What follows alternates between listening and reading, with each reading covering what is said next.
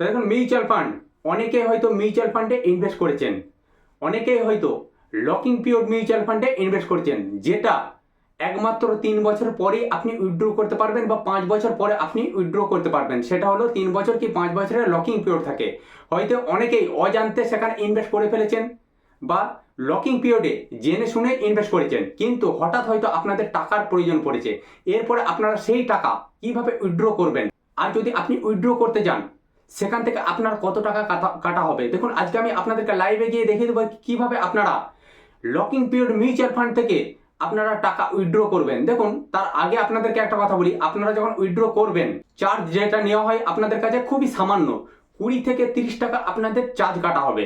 এরপরে কিভাবে আপনারা সেই লকিং পিরিয়ড মিউচুয়াল ফান্ড থেকে উইথড্র করবেন আজকে আমি আপনাদেরকে লাইভে গিয়ে দেখিয়ে দেবো। ভিডিওটি স্কিপ না করে পুরোটাই দেখতে থাকুন, তাহলে আজকে আপনারা পরিষ্কার বুঝতে পারবেন লকিং পিরিয়ড মিউচুয়াল ফান্ড থাকা সত্ত্বেও কিভাবে সেখান থেকে আপনারা উইথড্র করতে পারবেন।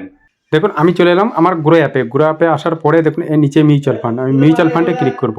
মিউচুয়াল ফান্ডে ক্লিক করার পরে দেখুন ড্যাশবোর্ডে ক্লিক করলাম। এরপরে দেখুন আমি টোটাল এখান থেকে রিটার্ন পেয়েছি 96%, 95.65, মানে প্রায় 96% মতো রিটার্ন পেয়েছি। দেখুন এরপরে আমি উইথড্র, যেহেতু এটি আমার লকিং পিরিয়ড রয়েছে, অনেকের লকিং পিরিয়ড থাকা সত্ত্বেও বুঝতে পারেন না যে উইথড্র করতে পারবেন কি না, কিন্তু আপনি এটিকে উইথড্র করতে পারবেন নিঃসন্দেহে। সেক্ষেত্রে আপনার ব্যালেন্সও খুব একটা কাটবে না, মাত্র 20 থেকে 30 টাকার মতো কাটতে পারে, 20 থেকে 30 টাকার মতো। এরপরে আইসিআইসিআইয়ে আমি আপনাকে দেখাচ্ছি উইথড্র করে। দেখুন আইসিআইসিআই প্রুডেন্সিয়াল ইএলএস ট্যাক্স সেভার, দেখুন এখানে ক্লিক করলাম।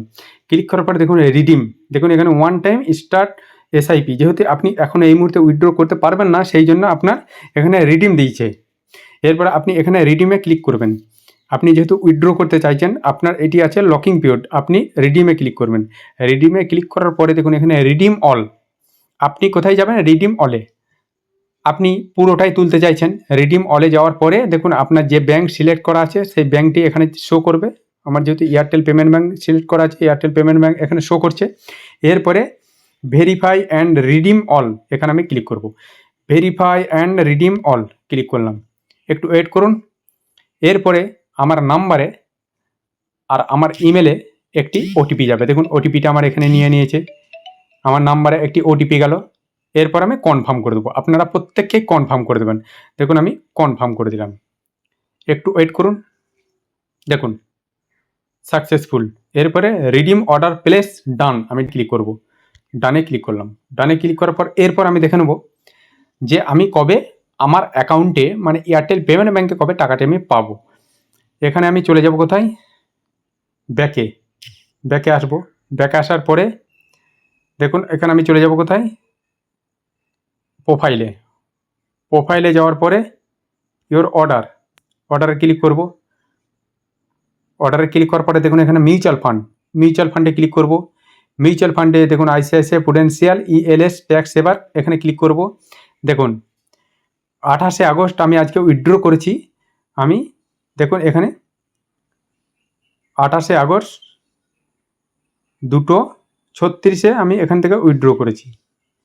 এরপর আমি একটু নিচেই ক্লিক করব। দেখুন এখানে আমি টাকাটি আমার ব্যাঙ্ক অ্যাকাউন্টে খুব শীঘ্রই ট্রান্সফার হয়ে যাবে 30 আগস্ট। দেখুন এখানে ওপরে দিয়ে দিয়েছে 30শে আগস্ট ট্রান্সফার, দেখতে পাচ্ছেন 30শে আগস্ট ট্রান্সফার হবে। তো এইভাবে আপনারা খুব সহজেই আপনারা মিউচুয়াল ফান্ড থেকে যাদের টাকার প্রয়োজন, লকিং পিরিয়ড থাকা সত্ত্বেও আপনারা টাকাটা উইথড্র করে নিতে পারবেন। খুব কম অ্যামাউন্ট আপনাদের কাছে কাটবে, 20 থেকে 30 টাকার মতো।